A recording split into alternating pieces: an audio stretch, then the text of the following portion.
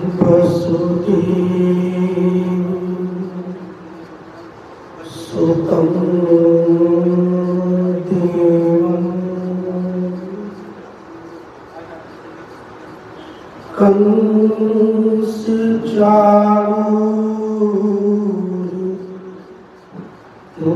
कंसचाणूरमर्दनं देवकी परमानन्दं कृष्णं वन्दे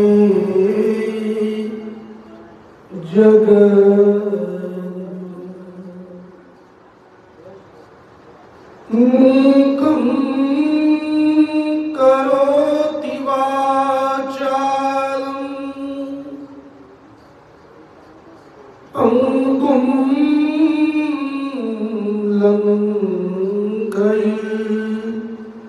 लङ्घयते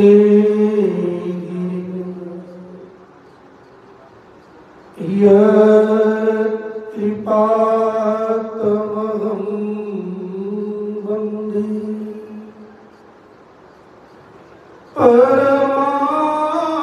परमानन्द माधवम्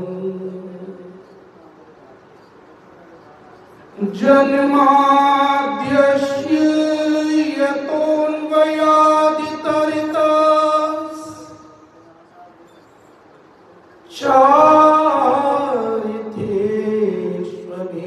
यतोऽन्वयादितरितश्चारितेष्वभिज्ञस्वराट् तेने ब्रह्म हृदाय आदिकवये मुह्यन्ति यत् सूरयः तेजो वायुर्मृदां यथा विनिमयो यत्र त्रिसर्गो मृषा धाम्ना स्वेन सदा निरस्तिकुहकं सत्यं परं धीमहि सत्यव्रतं सत्यपरं त्रिसत्यं सत्यस्य योनिं निहितं च सत्ये सत्यस्य सत्यमृत सत्यनेत्रं सत्यात्मकं त्वां शरणं प्रपन्ना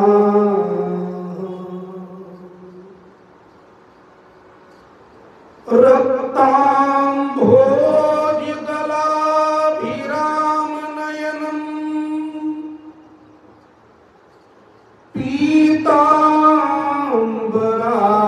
पीताम्बरालङ्कृतं श्यामाङ्गं त्रिभुजं प्रसन्नवदनं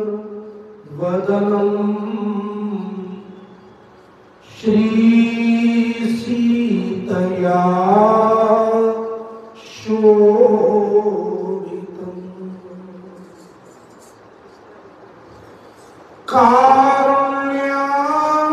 कारुण्यामृतसागरं प्रियगणैः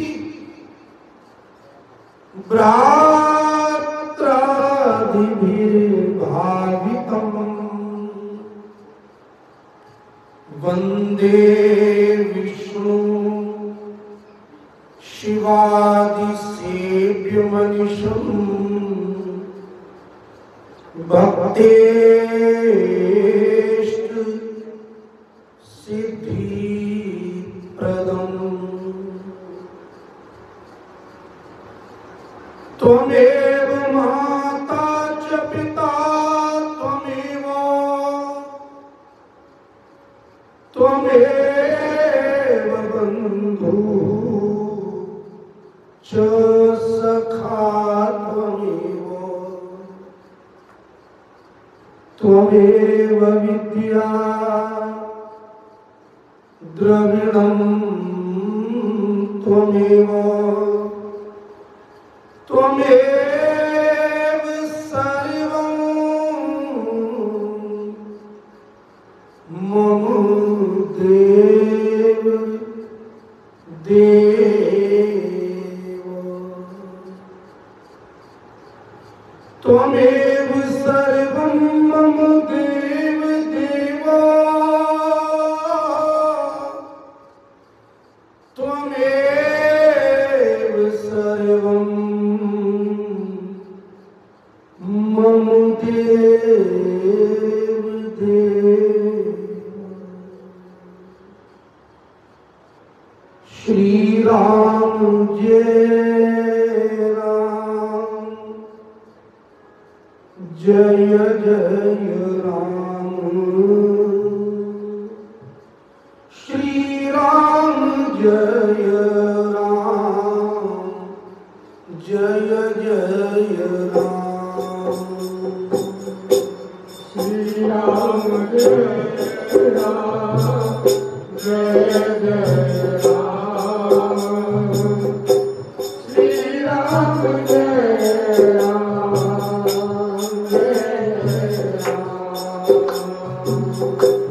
श्री राम जय राम जय जय राम श्री राम जय राम जय जय राम श्री राम जय राम जय जय राम श्री राम जय राम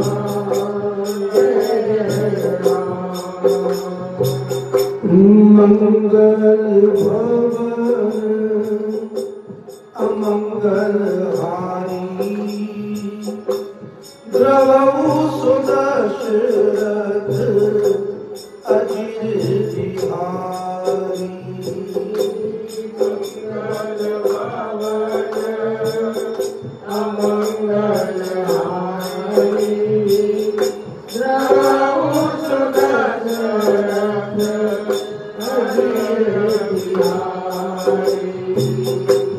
मंगल भवन अमंगल हारी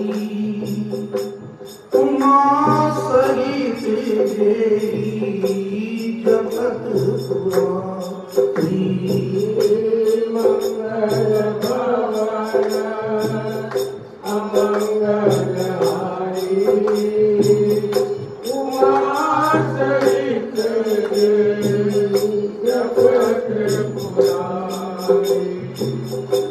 उमा सहित जय जपत पुरारी उमा सहित जय जपत पुरारी उमा सहित जय जपत पुरारी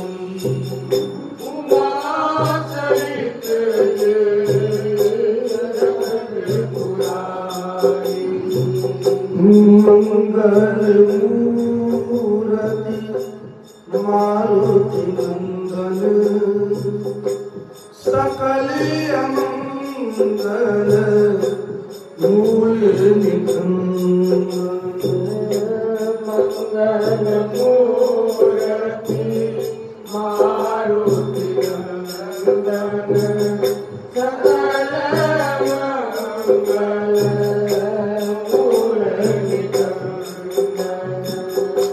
जय जय जय हनुमान गोसाई कृपा करो गुरुदेव की जय जय जय हनुमान गोसाई कृपा करो गुरुदेव की बंदा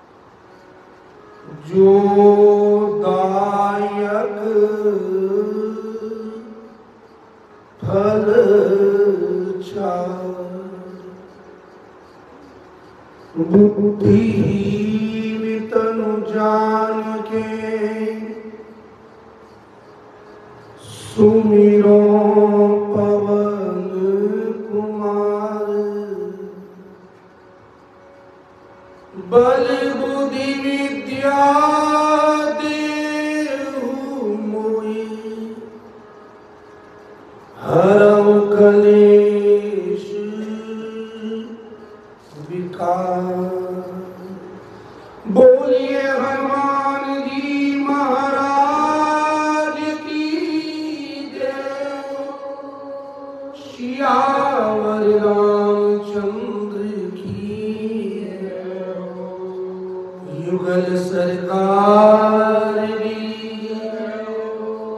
श्यामा श्याम की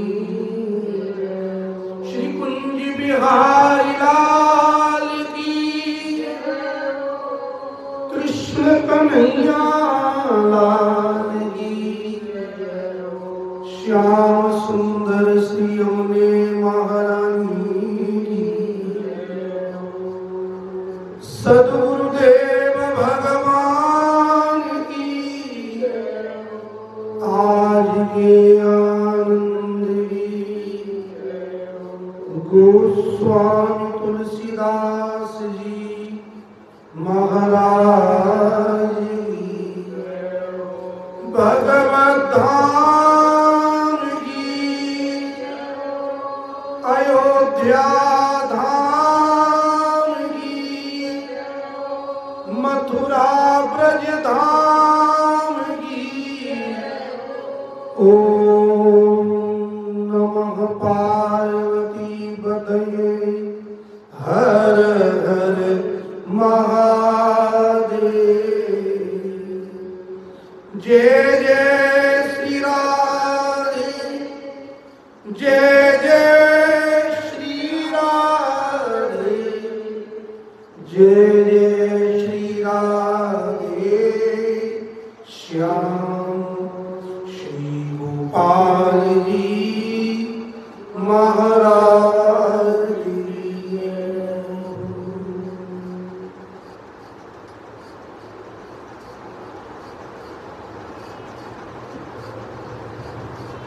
वंदनीय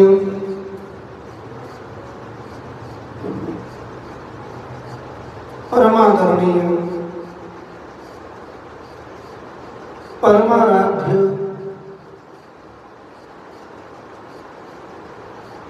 युगल सरकार श्री श्यामा श्याम प्रभु तत्रूप श्री सीताराम जी महाराज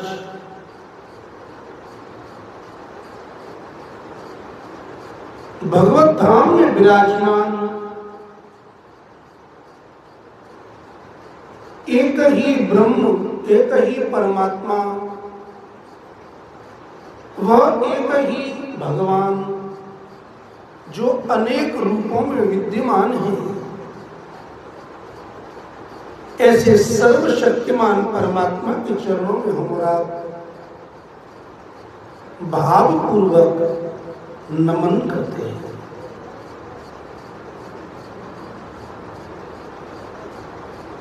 सनातन धर्म का आधार मूल वेद है, पुराण है, इतिहास है और इन सब के लिए सरल भाषा में गोस्वामी तुलसीदास जी महाराज ने श्री रामचरितमानस में स्थापित किया हुआ है। रामचरितमानस का भी सार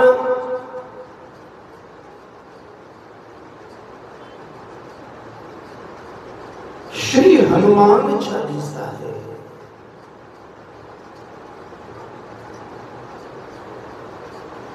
हनुमान चालीसा में बरनहु रघुबर विमल जस भगवान राघवेंद्र सरकार का विमल पावन यश है।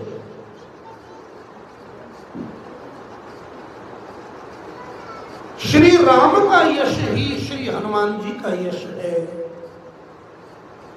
और श्री हनुमान जी का यश ही श्री राम जी का यश है। इसमें भेद नहीं है। भक्त और भगवान में भेद नहीं होता। यदि भक्त न हो तो भगवान कैसे होगा?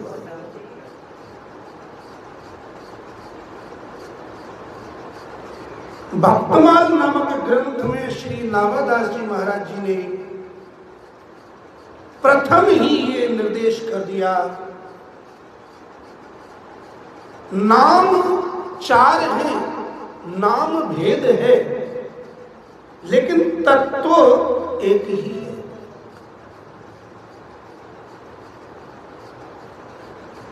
भक्त भक्ति भगवंत गुरु चतुर नाम बपू एक, तिनके पद बंदन किए नासत विघ्न अनेक। भक्त भक्ति भगवंत और गुरु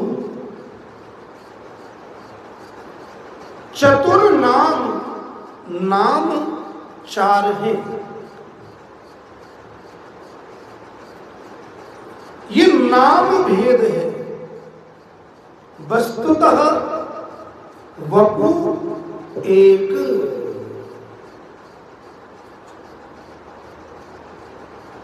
तत्व एक ही है। जो तत्व भगवान है वही तत्व गुरु है, वही तत्व भक्ति है और वही तत्व भक्त है।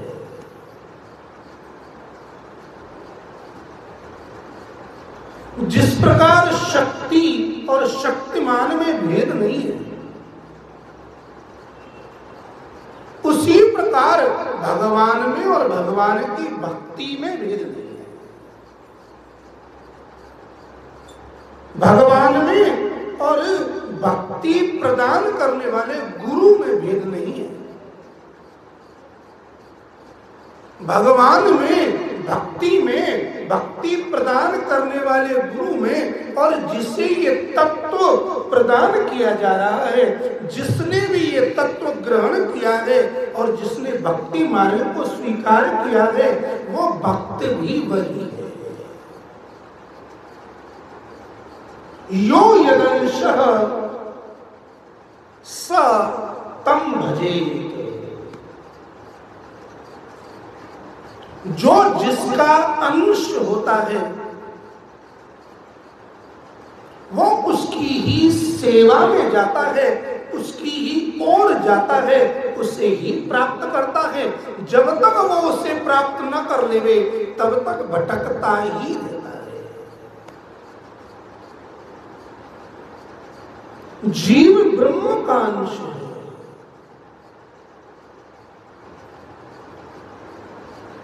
ये जीव भगवान का है लेकिन भटक गया है, और भटके हुए जीव को भगवान तक पहुंचाने के लिए वह भगवत तत्व ही गुरु रूप में प्रकट होते हैं और भगवान की ओर प्रेरित करके ले जाते हैं। ये ही बात गोस्वामी तुलसीदास जी महाराज जी ने हनुमान चालीसा में इस 18वीं चौपाई में वर्णन किया। 11वीं चौपाई तक पिछली बार चिंतन हुआ। लाए सजीवन लखन जियाए, श्री रघुवीर हर्ष पुर गए। रघुपति कीनी बहुत बड़ाई, तुम मम प्रिय भरत ही सम भाई। सहस बदन तुमरो जस गावे, अस कही श्रीपति कंठ लगावे। सनकादिक ब्रह्मादि मुनीषा, नारद सारद सहित ईसा। जम कुबेर दिक्पाल जहाँ ते, कवि कोविद कह सके। तुम उपकार सुग्रीव ही कीना, राम मिलाए राजपद दीना। ये 16 चौपाई का चिंतन हमारा कल तक कर चुके। अब 17वीं चौपाई है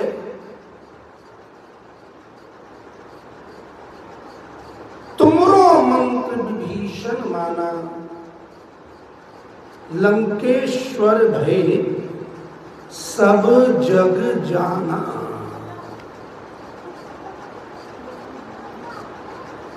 महत्वपूर्ण चौपाई है। श्री हनुमान जी महाराज की लीला में विभीषण को श्री राम की शरण में आने को प्रेरित करना, ये रामचरित्र का रावण पर विजय प्राप्त करने के लिए और विभीषण पर गुरु कृपा के द्वारा, भगवत कृपा के द्वारा शरणागति का प्रसंग रामचरितमानस में अत्यंत महत्वपूर्ण एवं रसात्मक है। उसी विभीषण शरणागति के प्रसंग को गोस्वामी जी महाराज इस 17वीं चौपाई में वर्णन कर रहे हैं। आइए प्रेम से प्रभु की प्रसन्नता के लिए श्री हनुमान जी के यश को गावें। तुमरा मंत्र विभीषण माना, तुमरा मंत्र विभीषण माना। श्री राम जय राम जय जय राम, श्री राम जय राम जय जय राम। लंकेश्वरी भय सब जग जाना, श्री राम जय राम जय जय राम।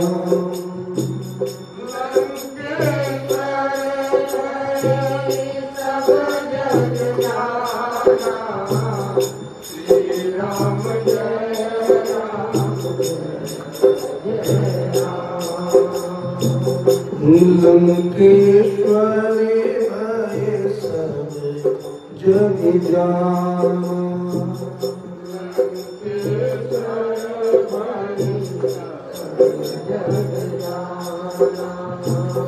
तुमरो मंत्र विभीषण माना,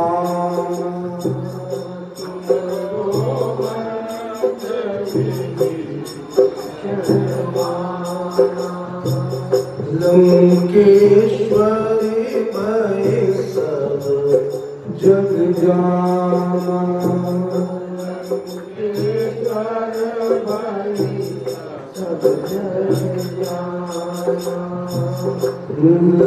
लंकेश्वरी भय सब जग जाना।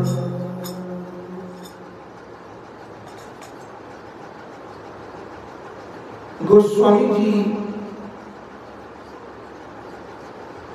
श्री हनुमान जी के पावन यश का वर्णन करते हुए हनुमान चालीसा में मंत्रात्मक चौपाई को प्रकाशित कर रहे हैं। हे हनुमंत लाल जी,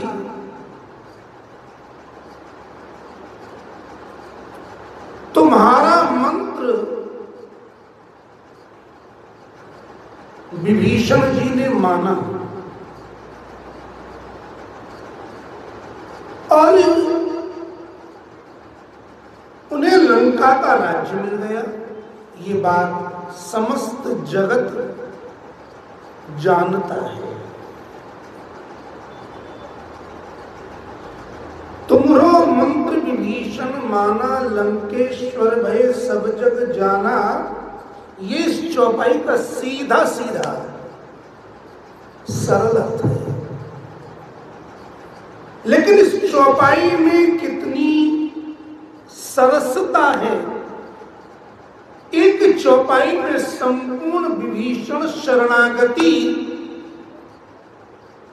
और लंका के राज्य पर आसीन होने तक का वर्णन गोस्वामी जी ने गागर में सागर की तरह से भर दिया है।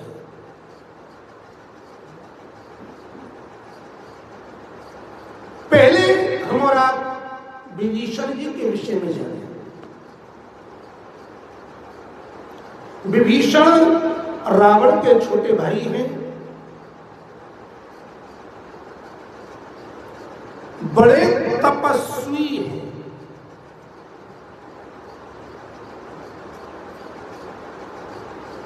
विभीषण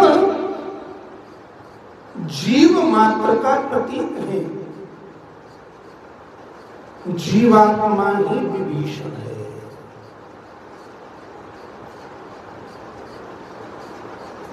विभीषण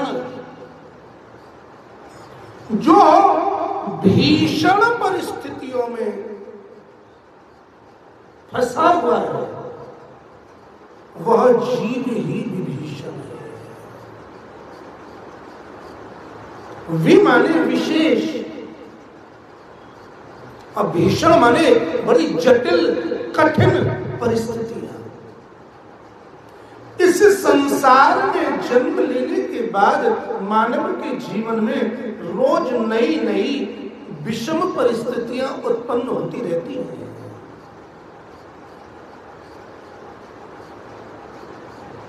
संसार का दूसरा नाम ही समस्या है।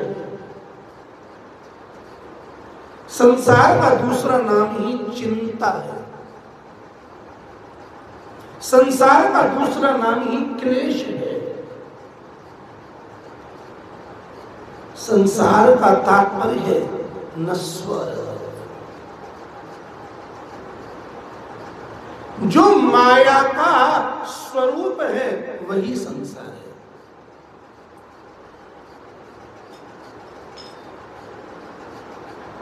जीव जगत में जन्म लेता है, लेकिन माया उसे संसार में बांध देती है। जीव ब्रह्म का अंश है, संसार में आकर, जगत में आकर माया के जाल में फंसकर विषम परिस्थितियों में बंध जाता है।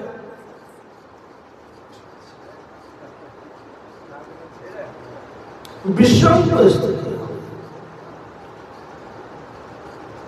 लेकिन भीषण परिस्थितियों में रह करके भी जो भगवान को न त्यागे, भगवान के मार्ग पर निरंतर आगे बढ़ता रहे, वह जीव ही विभीषण है। कोई सोचे कि जीवन में समस्याएं खत्म हो जाएंगी तब हम भजन करेंगे, ऐसा मुश्किल है, बहुत मुश्किल। घर के काम पूरे हो जाएंगे तब भजन कर लेंगे। गोस्वामी जी कहते हैं कि भगवान की कथा अमृत का सरोवर है, और यहां तक पहुंचने के लिए बड़े बड़े पर्वतों को लांघ के आना पड़ता है। जैसे मानसरोवर जाएं तो मानसरोवर तक पहुंचने के लिए कितने जंगल पड़ते हैं, कितने पहाड़ों को पार करके जाना पड़ता है, तब मानसरोवर में पहुंचते हैं।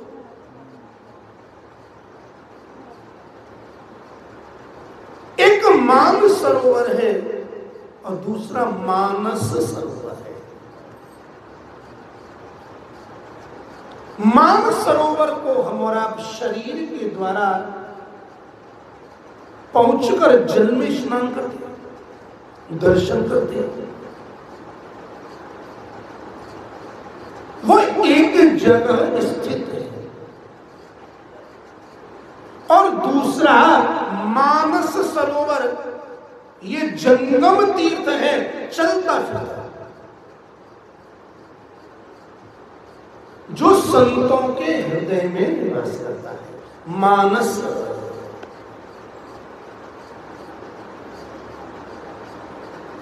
और इस मानस सरोवर तक पहुंचना भी उतना ही कठिन है जिस प्रकार मान सरोवर तक पहुंचना कठिन है।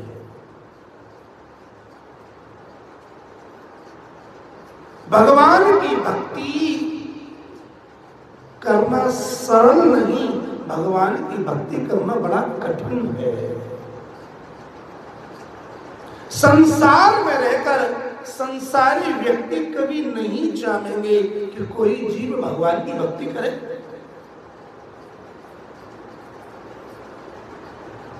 इस मानस सरोवर तक, सत्संग तक, कथा तक पहुंचने के लिए भी जिन पर्वतों को पार करना पड़ता है वो पर्वत है घर के काम।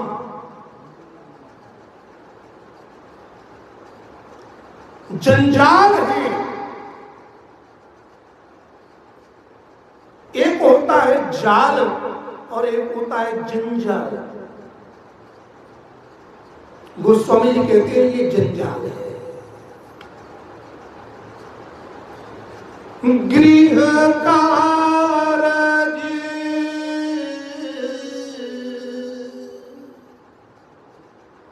गृह कारज माने घर के काम।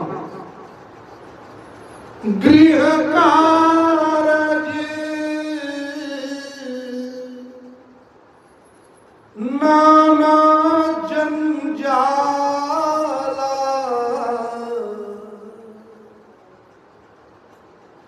ते अति दूरी गम शैल विशाल ते अति दूरी गम शैल विशाल आवत एही सर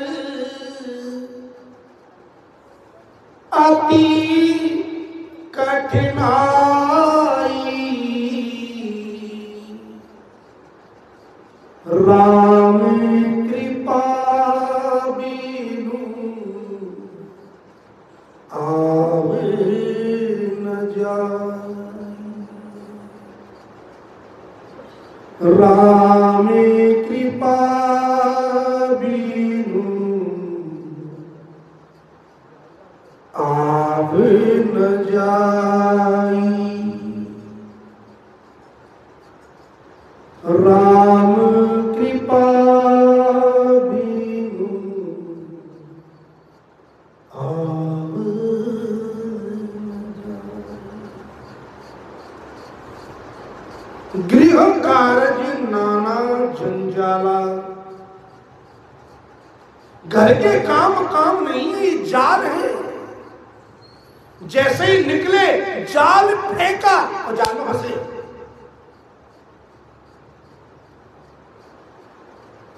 और इनको लाग के आना दुर्गम शैल विशाला। दुर्गम कहते हैं, गम माने चलना बढ़ना, और दुर्गम माने जहां बड़ी कठिनाई के द्वारा पहुंचा जाए।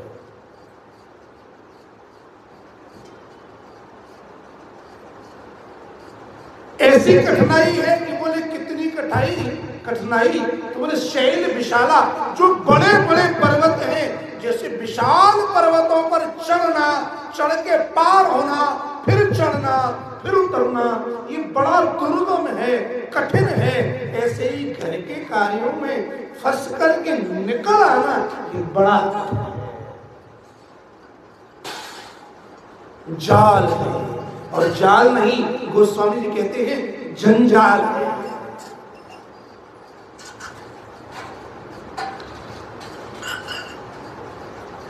आवत एही सर अति कठिनाई।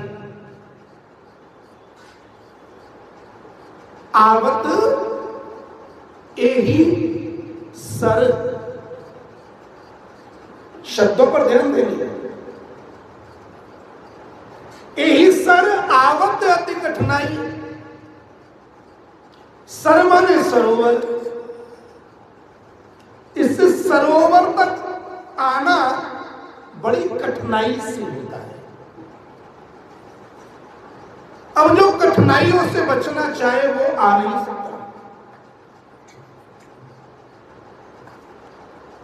बड़े बड़े दुर्गम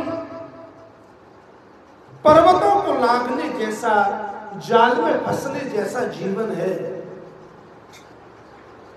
लेकिन जिस पर राम कृपा कर देंगे वो यहां तक पहुंच जाता है।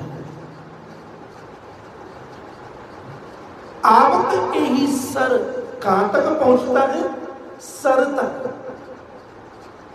सर माने सरोवर।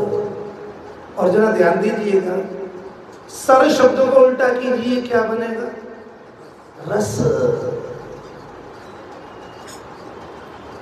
इस रस तक, इस रस के सरोवर तक पहुंचना, ये रस है महाराज। ये कोई शब्दों का जाल नहीं है। शब्दों के जाल से किसी व्यक्ति को प्रभावित किया जा सकता है, मीठी मीठी बातों से प्रभावित किया जा सकता है, गाने बजाने से प्रभावित किया जा सकता है,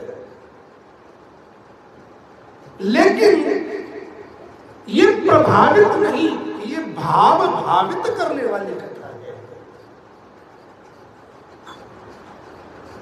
रस के सरोवर में जीव जब डुबकी लगाता है महाराज, तब ये जीव धन्य हो जाता है।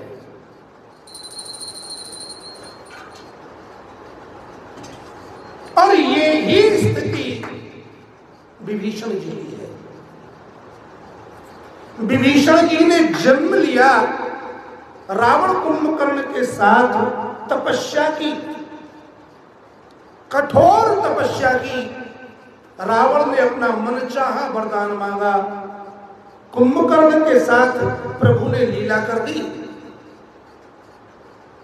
और विभीषण जी ने सीधा सीधा वरदान मांगा, भगवान की भक्ति।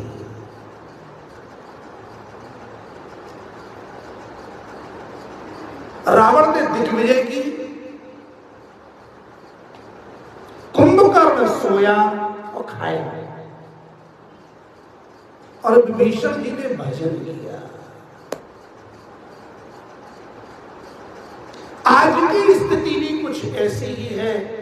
जिस प्रकार लंका में रहकर भगवान का भजन करना कठिन है, उसी प्रकार इस संसार में रहकर के भगवान का भजन करना कठिन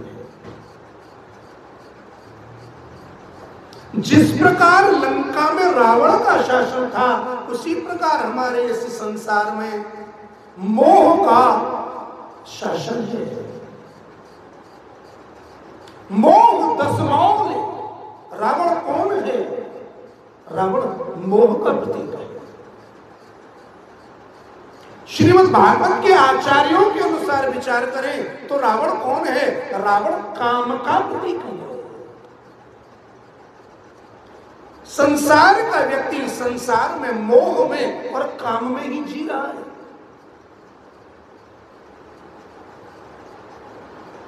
और रावण के राज्य में रहकर के भी विभीषण जैसे जीव बिना भक्ति किए नहीं रह सकते। कितना समय बीत गया, रावण ने कोई थोड़े समय राज्य नहीं किया था। श्री राम जी की छोड़ो, दशरथ जी की छोड़ो, उनके पूर्व काल में जो महाराज रघु हुए थे, उस काल में भी रावण था। उस काल में भी रावण था।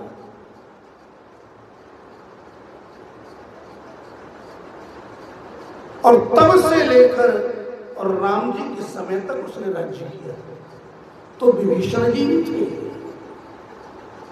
कितने लंबे समय तक रावण जैसे निशाचर के साथ में रहकर, लंका में रहकर के छिप करके भगवान का भजन करते रहे, करते रहे, करते रहे। कब किया? जब दुनिया सोवे तब विभीषण जी जागे। निशाचरों का तो स्वरूप है, निशायाम चरतीत निशाचर। निशा रात्रि, रात्रि में जो चर गति भक्षण योग, रात्रि में जो विचरण करे, रात्रि में जो भक्षण करे वो निशाचर। रात्रि पर्यंत निशाचर उधम करते और जैसे जैसे ब्रह्म होता था सो जाते। आज हमारी आपकी स्थिति भी कुछ ऐसी ही है, रात को जागते हैं और ब्रह्म मुहूर्त में सोते हैं। लेकिन उस लंका में कोई एक विभीषण भी है, बीज का नाश नहीं होता। और वह विभीषण इतने लंबे समय से रावण की सभा में मंत्री पद पर है, रावण के घर में भाई के रूप में है और उनके मध्य में रह करके भगवान का भजन कर रहा है, छिपा के कर रहा है। रावण ने अपने राज्य में चार ओर ड्योढ़ी पिटवा दी, कोई वेद न पढ़े, कोई भजन न करे, कोई परमात्मा का नाम न ले।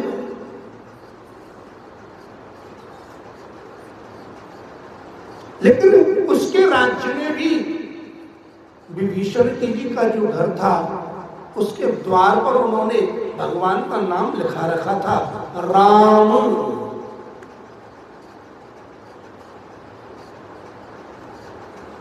आसपास के लोगों ने रावण को भड़काया, महाराज आपके भाई देखो क्या लिख रखा है, राम। रावण ने पूछा विभीषण ये क्या है? विभीषण बुद्धिमान है। विभीषण कहते हैं भैया हे नाथ, ये आप ही तो है, ये मेरे नाथ हैं, ये मेरे स्वामी हैं। क्या कहते हैं राम? र माने रावण, अम्मा माने मंदोदरी। मैंने तो आप दोनों को ही इस राम नाम में देखा है। रावण चले गए। आज के युग में भी भक्ति करनी है तो विभीषण की तरह करनी पड़ेगी। भक्ति प्रदर्शन का विषय नहीं है, भक्ति प्रकाश का विषय है। भक्ति मणि है और वो मणि प्रकाश है।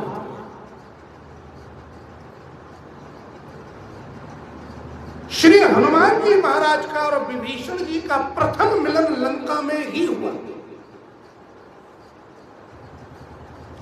क्या कोई आशा कर सकता है कि लंका में संत आ जाएंगे?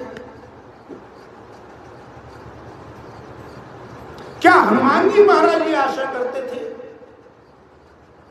देखो अंतर्यामी है वो तो सब जानते हैं, सर्व समर्थ हैं तो भ्रकुटी को टेढ़ी करने पर भी प्रलय कर सकते हैं। लेकिन वार्ता लीला की चल रही है समझने के लिए। जिस लंका में कहूं महिष मानुष धेनु खर अज खल निशाचर बख्श, कोई भैंसे का मांस खा रहा है, कोई मनुष्य को ही चबा रहे, कोई गायों को चबा रहे, कोई गधों को खा रहे,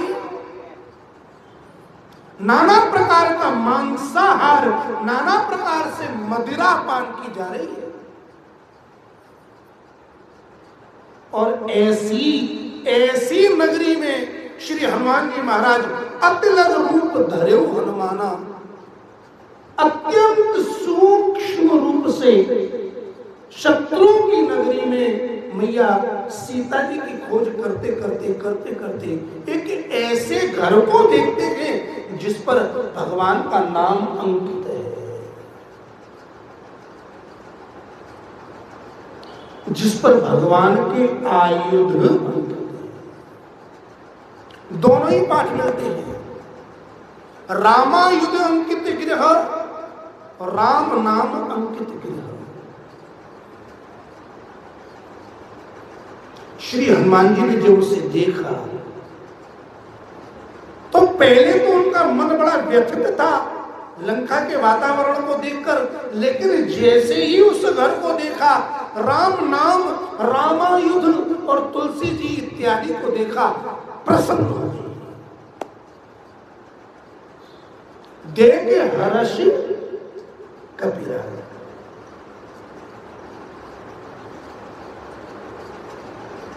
चलते चलते ठहरे और तभी उनको राम नाम शब्द का उच्चारण श्रवण करने को मिला। विभीषण अपने घर में हैं, विभीषण भगवान का भजन कर रहे हैं और हनुमान जी महाराज घर के बाहर सड़क पर हैं। अब देखिए ये प्रभु की कैसी लीला है। राम ब्रह्म है, परमात्मा है, भगवान है। विभीषण जीव है, भगवान का भक्त है, भगवान का अंश है। भगवान का अंश विभीषण लंका जैसी विषय प्रधान नगरी में स्थित है। जिस जीव पर भगवान कृपा करते हैं उसके जीवन में संत आते हैं, उसके जीवन में गुरु पधारते हैं, और जिस पर गुरु कृपा करते हैं वो भगवान को प्राप्त करते हैं। ट्रायंगल है। बिना भगवान कृपा के संत नहीं मिलेंगे, सदगुरु नहीं मिलेंगे, और बिना संतों की कृपा के, गुरु की कृपा के भगवान नहीं मिलेंगे। इसका मतलब क्या हुआ? इसका मतलब यह है कि जीव के कल्याण के लिए भगवान और गुरु ये दोनों ही प्रयासरत हैं।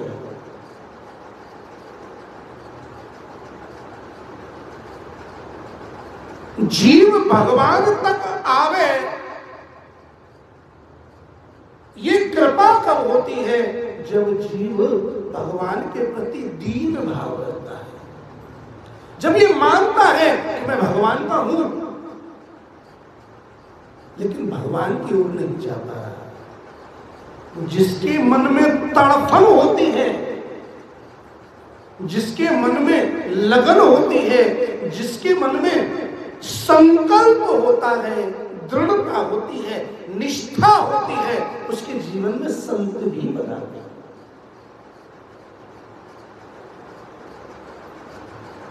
जब लंका जैसी नगरी में विभीषण जी के घर में संत पहुंच गए तो ये उनके इस सिद्धांत का प्रत्यक्ष प्रमाण है।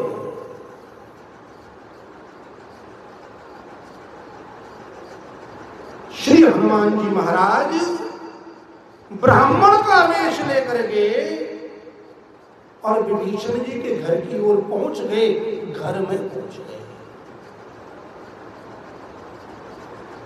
ये प्रभु की लीला है।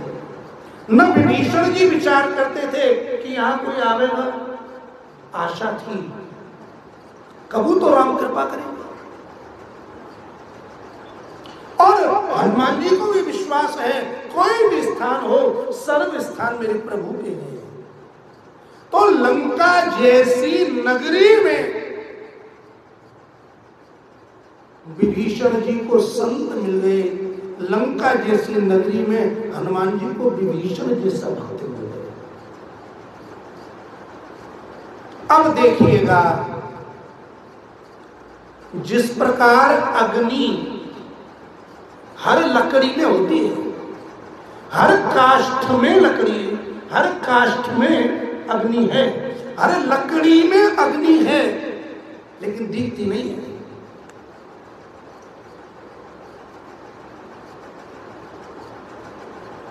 लकड़ी के अंदर से अग्नि को यदि प्रकट करना हो तो उसके दो ही प्रकार हैं। या तो वो अग्नि से स्पर्श करा दी जाए तो वो अग्नि रूप हो जाएगी,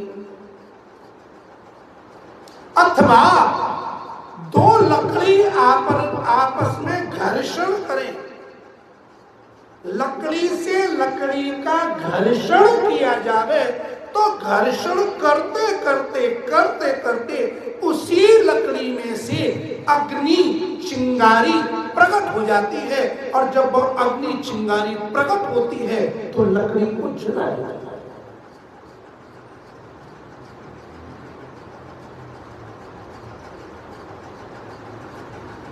विभीषण जी के अंदर भगवान की भक्ति रूपी अग्नि है, जीव है,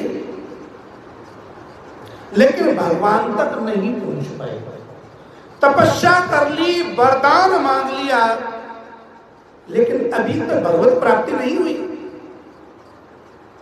जीव जब अनेक जन्मों को, अनेक शरीरों को ले लेता है, अनेक शरीरों में, योनियों में तप कर लेता है, तब वरदान रूप ये मनुष्य शरीर की प्राप्ति होती है।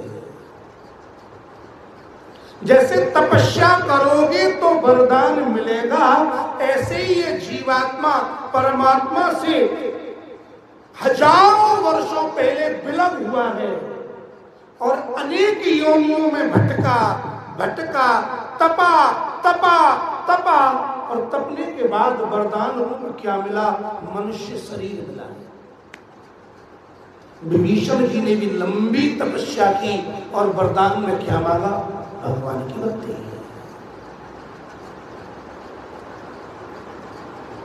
इस शरीर का जो प्रयोजन है वो भक्ति से है।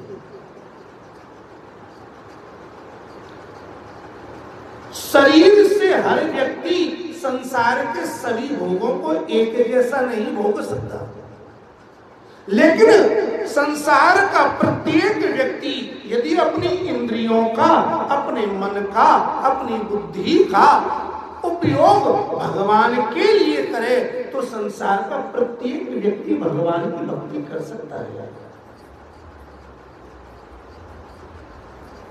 धन होवे कि न होवे, विद्या होवे कि नहीं होवे,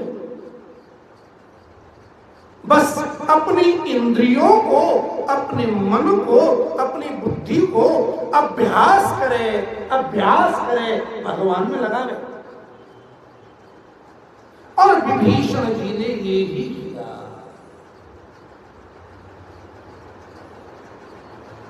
भगवान की भक्ति की, वाणी से नाम जप किया, हृदय में स्मरण किया और निरंतर प्रभु के लिए प्रार्थना की कि कब प्रभु कृपा करेंगे। अरे भला हमें भगवान कहां मिलेंगे, हम तो इस लंका में फंसे पड़े हैं। लेकिन विश्वास था भगवान बड़े दयालु हैं, कृपालु हैं, कृपा करेंगे, कभी तो कृपा करेंगे, कृपा होगी। और हुई। लंका में रहते हुए घर के अंदर विभीषण जी पर भगवान राम ने कृपा की और हनुमान जी महाराज पहुंच गए। राम राम ते सुमिरन कीना, हृदय हरष कपि सज्जन चीना, एहि सनिहा के करिहउँ पहिचानी, साधु ते होय न कारज हानि।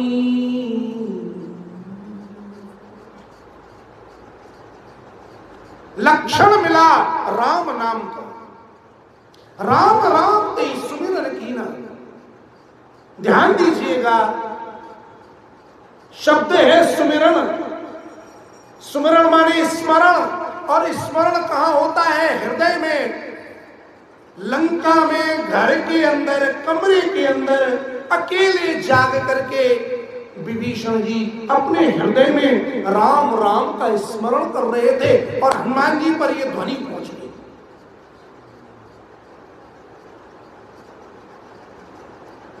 हनुमान जी को प्रसन्नता हुई।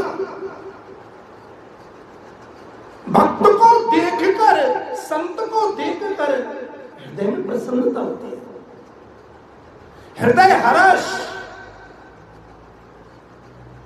हनुमान जी पहचान गए ये तो कोई सज्जन है।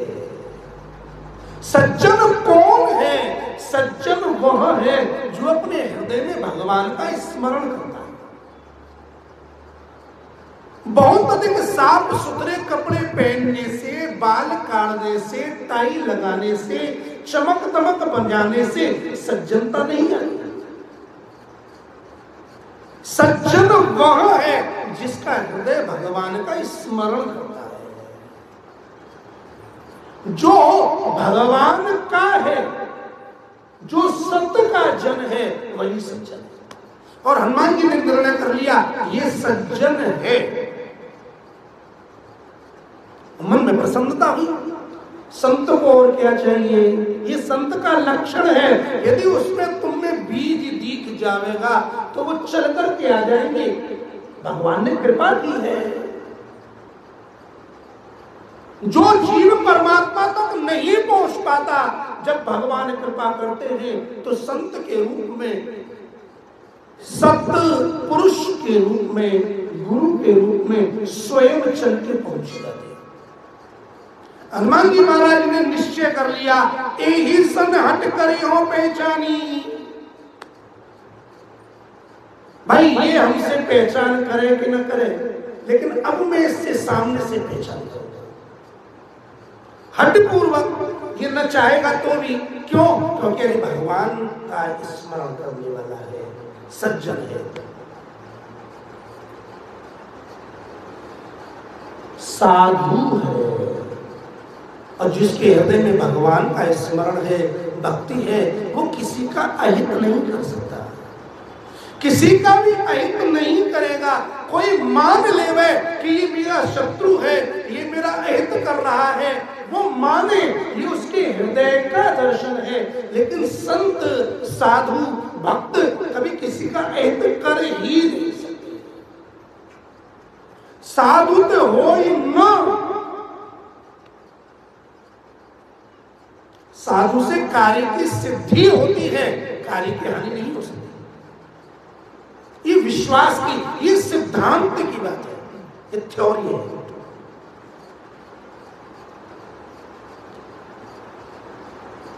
तो जो भगवान का भक्त होगा वो ज्ञान प्रधान ब्राह्मण के लिए, तपशील ब्राह्मण के लिए जरूर झुकेगा।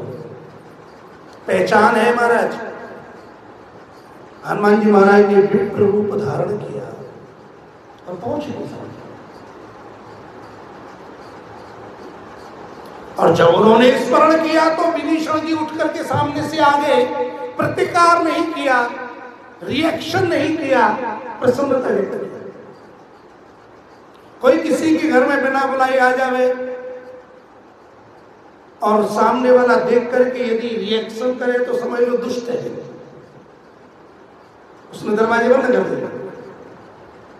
और यदि कोई आया और उसे देख के प्रसन्न हुए, समझ लो भक्त है।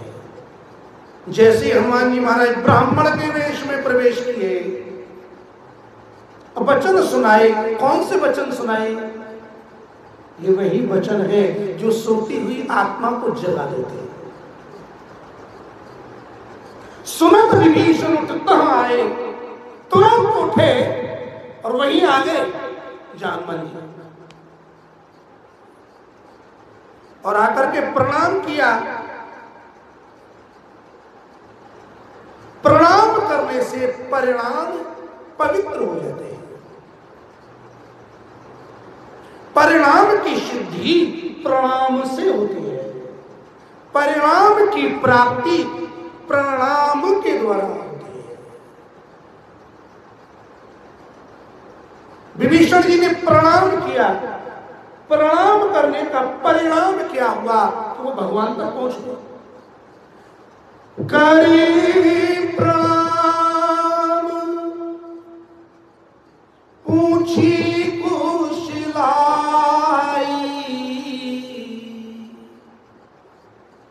विप्र कहबू निज कथा बुझाई। जैसे देखा, प्रणाम किया और कुशलता पूछा। कुशलता पूछना व्यवहार है।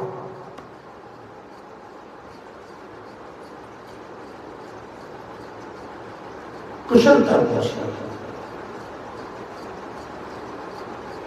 और पूछा कि आप इस लंका में कैसे आए?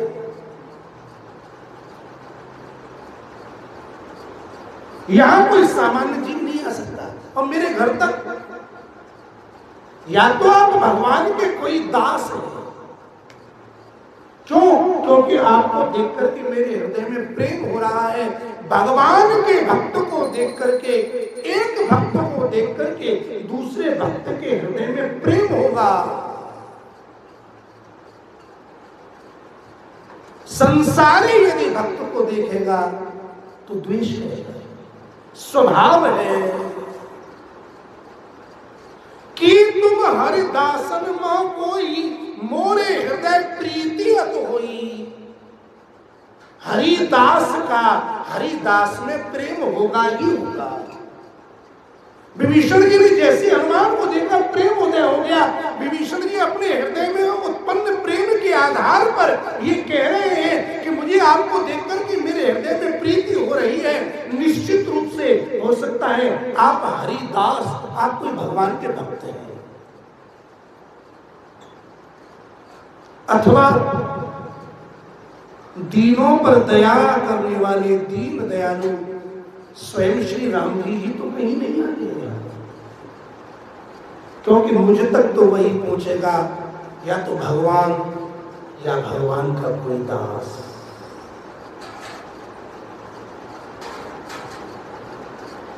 आप आए, मैं बड़ भागी हो गया, मेरे भाग्य बढ़ गए।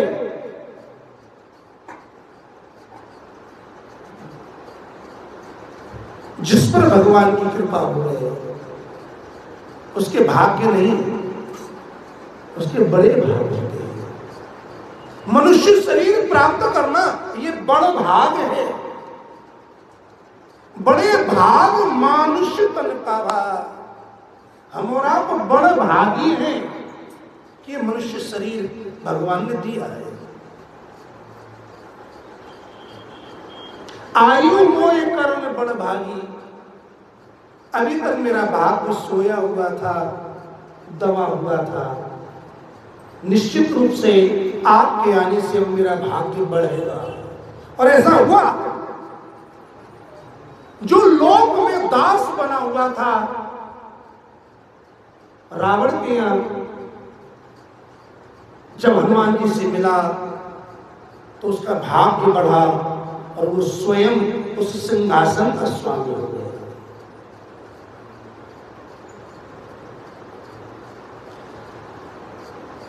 हनुमान जी और विभीषण जी का मिलन एक मार्मिक मिलन है। विभीषण जी हनुमान जी का मिलन हुआ था, हाँ हुआ था, लेकिन हुआ था केवल ऐसा नहीं है। भगवान की लीलाएं जागृत है।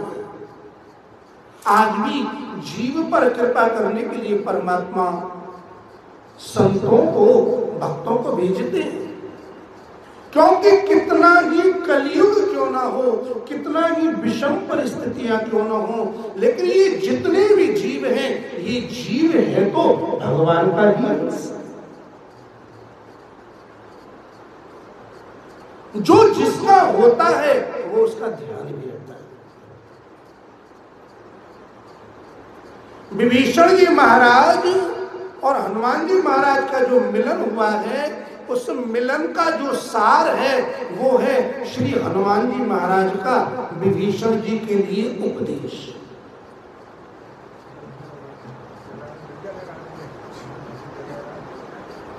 हनुमान जी महाराज जब विभीषण जी से मिले तो बिना कोई संकोच के सारी बात बता दी।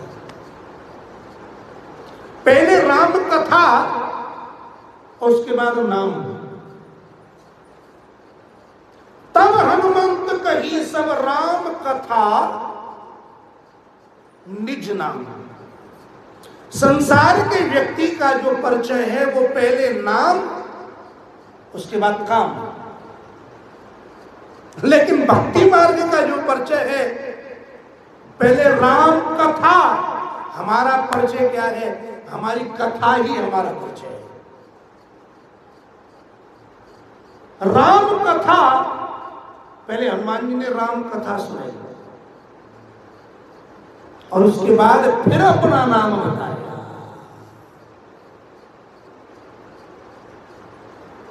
बताते बताते हनुमान जी महाराज के भी रोम रोम पुलकायमान हो गए और विभीषण जी के भी रोम रोम पुलकायमान हो गए।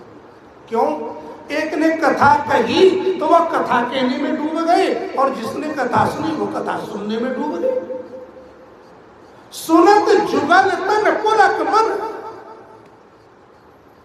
जुगल तन केवल हनुमान जी के नहीं और केवल विभीषण के नहीं, दोनों ही पुलकायमान हो रहे।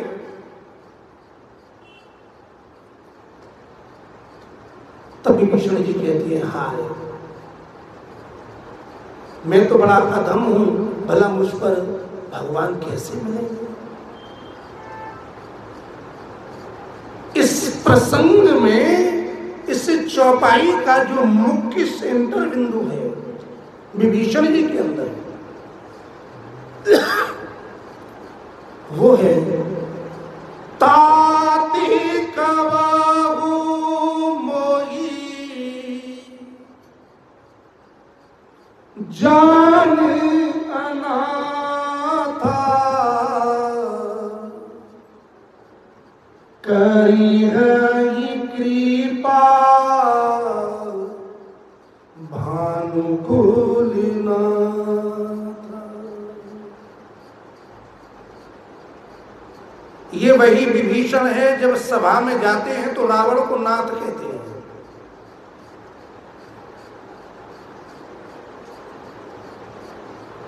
लेकिन हृदय में किसको नाथ माना है? वो कहते हैं मैं रावण के नीचे काम करता हूं लेकिन मैं अनाथ हूं।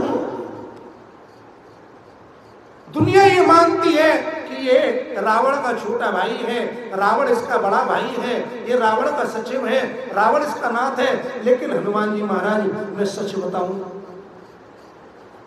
मैं अनाथ हूं। लेकिन ये बात भगवान कब मानेंगे? ताति कवहु मोही जाने अनाथा।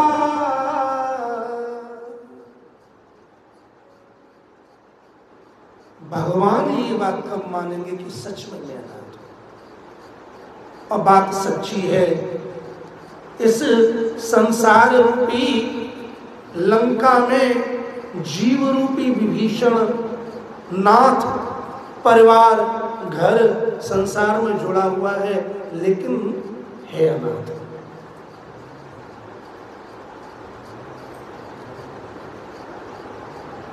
और ये अनाथता कब दूर होगी? जब कोई नाथ मिलेगा। और वो नाथ कब मिलेंगे? जब कृपा होगी। हे हनुमान जी, भानुकुल नाथ सूर्य वंश के स्वामी श्री राम मुझ पर कब कृपा करेंगे? अपने आप को दीन मानना ये ही भक्त का सबसे बड़ा लक्षण है। भक्त की भक्ति गिर जाती है अभिमान से और भगवान की कृपा भर जाती है दीनता से। कृपा तो जायते दीने। भगवान कृपा करते हैं लेकिन वो कृपा किस पर होती है, किस पर टिकती है? जिसके अंदर दीनता होती है।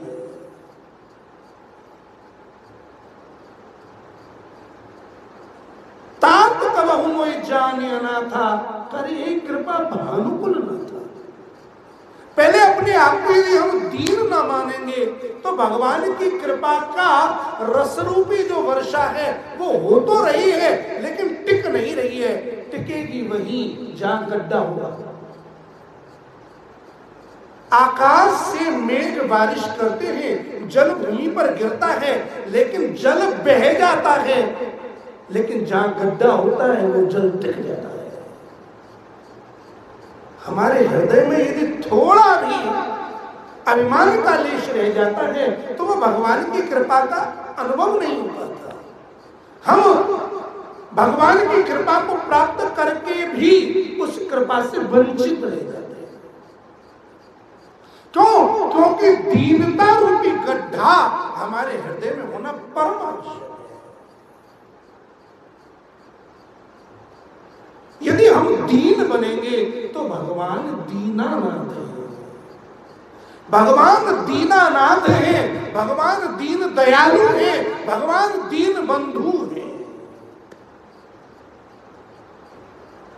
दीन के बंधु बनने को भी तैयार हैं, दीन पर दया करने को भी तैयार हैं और दीन के स्वामी बनने को भी तैयार हैं। लेकिन ये जीव अपने आप को दीन बनाने के लिए राजी नहीं है। भगवान कहते हैं यदि तू दीन बने तो तू कहे तो मैं तेरा बंधु बन जाऊं, तू कहे तो मैं तुझ पर सदा दया करता रहूं और तू कहे तो मैं तेरा स्वामी बन जाऊं। भगवान तीन प्रकार से संबंध निभाने को तैयार है लेकिन जीव एक प्रकार से संबंध नहीं निभाता। जीव का भगवान के प्रति संबंध कब होगा? जब वो अपने आप को दीन मानेगा। यदि जीव अपने आप को दीन मानेगा तो भगवान उस पर दया भी करेंगे, उससे बंधु भी बनाएंगे और उसके स्वामी भी बनाएंगे। विभीषण के हृदय में ये जो दीनता रूपी भक्ति का प्रमुख केंद्र है, इस दीनता पर ही श्री हनुमान जी महाराज ने और कृपा की। कृपा कैसे की? तुम कहते हो मैं अधम हूं, अरे तुम कहां, हमें देखो। प्रात ले जो नाम हमारा, ते दिन ताय न मिले आहार। लो, इससे बुरी बात कोई होगी? आदमी के आज किस बुरे का मुंह देखा जो दिन भर खाने को नहीं मिला। और हनुमान जी कहते हैं हम तो इतने बुरे हैं कि सुबह सुबह कोई हमारा मुंह देख ले तो भोजन ना मिले।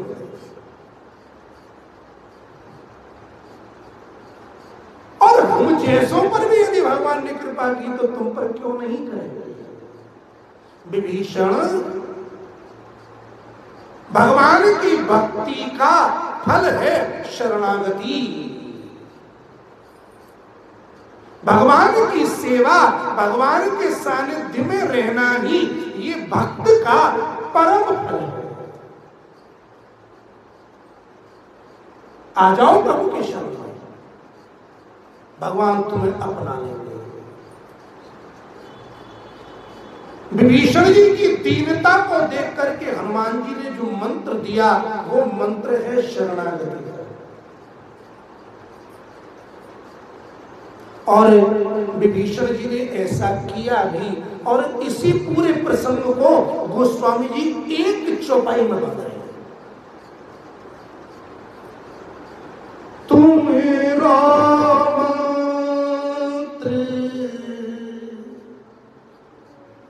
विभीषण माना,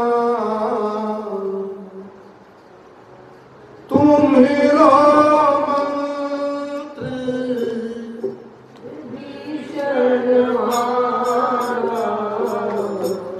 श्री राम जय राम जय जय राम, श्री राम जय राम जय राम। लंकेश्वरी भय सब जग जाना, श्री राम जय राम जय राम। लंकेश्वर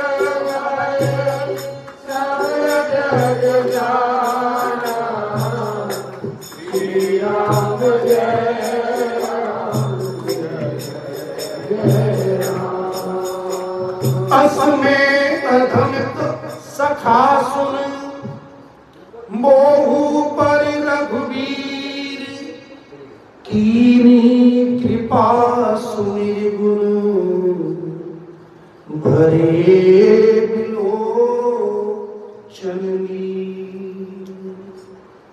सज्जनों, शब्दों पर सावधानी से ध्यान देना। विभीषण जी ने कहा था कि कर यही कृपा भानुकुल नाथा, तात करो वो जान अनाथा। भगवान मुझे अनाथ मान करके मुझ पर कृपा कब करेंगे? क्यों? क्योंकि अभी तक मुझ पर कृपा का मुझे अनुभव नहीं हो रहा। तो हनुमान जी ने कहा, मैं तो और भी अधम हूं, लेकिन मुझ पर भी श्री राम जी ने कृपा की। मोहू पर रघुवीर कैसा अधम, जिसका मुख सुबह देख लो तो दिन भर भूखे मरो, खाना ना मिले। ऐसे अधम पर भी प्रभु श्री राम ने कृपा की। कीन्ही कृपा, कीन्ही कृपा, कीन्ही कृपा, ये अंडरलाइन करने वाला शब्द है। गोस्वामी तुलसीदास जी महाराज की इस आधी चौपाई को यदि समझना है तो रामचरितमानस के इस सिद्धांत को, इन दोनों चौपाइयों को समझना पड़ेगा। विभीषण जी ने पहले कहा कि तात कबहु मोहि जाने अनाथा, कर यही कृपा। वहां भी क्या है? कर यही कृपा। मुझे अनाथ जान करके कभी कृपा करेंगे, लेकिन कभी तो करेंगे। हनुमान जी ने क्या कहा? अस्मे अधम सखा सुन मोहू पर रघुवीर, कीन्ही कृपा। कृपा की है, कृपा की है, कृपा की है। तो जिस कृपा की याचना विभीषण जी कर रहे थे, वो कृपा श्री हनुमान जी महाराज ने विभीषण जी पर कर दी। और ये कृपा ही मंत्र है कि तुम शरण में आ जाओ। बस इस मंत्र को विभीषण जी ने माना और उसका परिणाम क्या हुआ? तो पूरे शरणागति के प्रसंग को रावण के वध के बाद और लंकाधिपति होने तक के इस प्रसंग को आदि चौपाई में कहते हैं। लंकेश्वरी भये सवे जग जान। परिणाम क्या हुआ? मंत्र माना तो लंकेश्वर हुए। इसकी मार्मिक चर्चा हमारा कल आगामी दिवस में करेंगे। आइए आज के इस वाक पुष्पांजलि को चतुर्थ दिवस की इस हनुमान चालीसा के द्वितीय सत्र के चौथे सत्संग को, जिसमें 17वीं चौपाई का आधा चिंतन आज हमने आपने किया, प्रभु के चरणों में त्वदीय वस्तु गोविंद तुभ्यमेव समर्पयामि।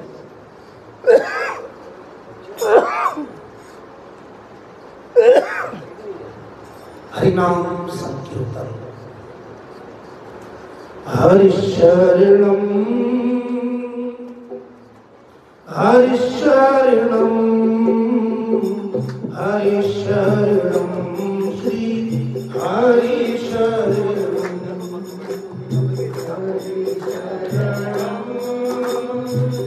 हरिशरणं हरिशरणं हरिशरणं श्री हरिशरणं हरिशरणं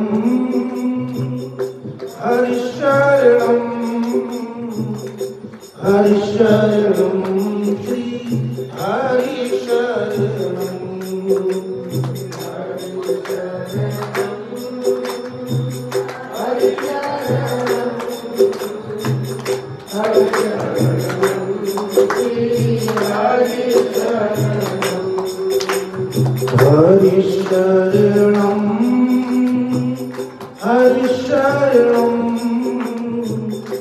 हरिशरणं श्री हरिशरणं।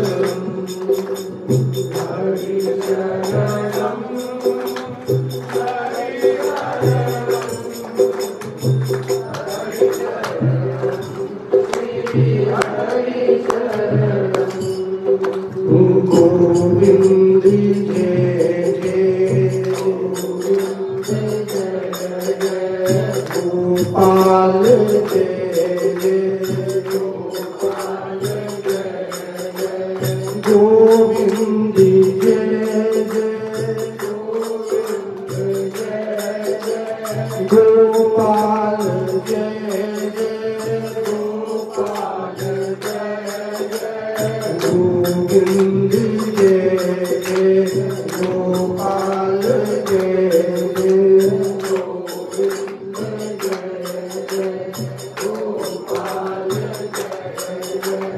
गोविंद जय जय गोपाल जय जय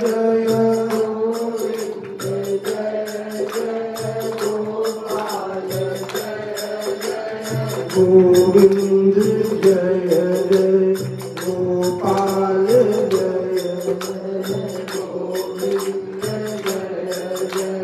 गोपाल जय राधे राधे राधे राधे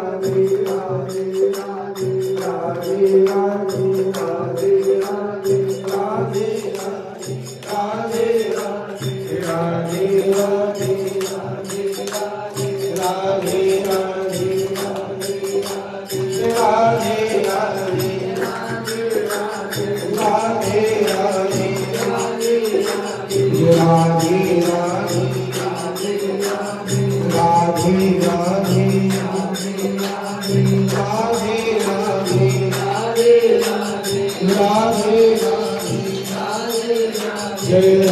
राधे राधे राधे राधे राधे